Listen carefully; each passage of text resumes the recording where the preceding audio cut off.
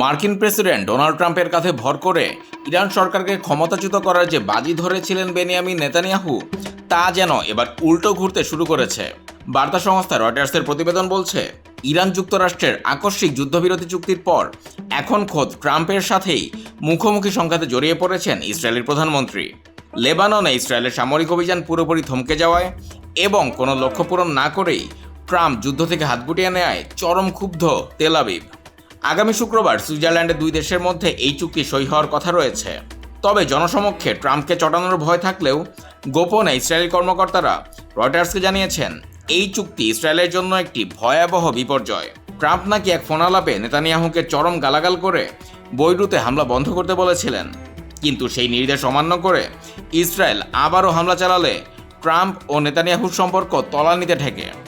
এই চুক্তির ফলে আগামী 60 দিন কোনো সামরিক অ্যাকশন নিতে পারবে না ইসরায়েল। ফলে ইরানের পরমাণু ও মিসাইল কর্মসূচি আগের মতোই বহাল থেকে যাচ্ছে। নেতানিয়াহু এক সংবাদ সম্মেলনে স্বীকার করেছেন, ট্রাম্পের সাথে তার দূরত্ব তৈরি হয়েছে। তবে ট্রাম্পের এই যুদ্ধবিরতি চুক্তি ইসরায়েল মেনে চলতে বাধ্য নয় এবং নিজেদের সুরক্ষায় তারা যে কোনো সিদ্ধান্ত নিতে পারে বলে স্পষ্ট জানিয়েছেন নেতানিয়াহু। ישראל. ויחד, בעזרת השם, נחזיר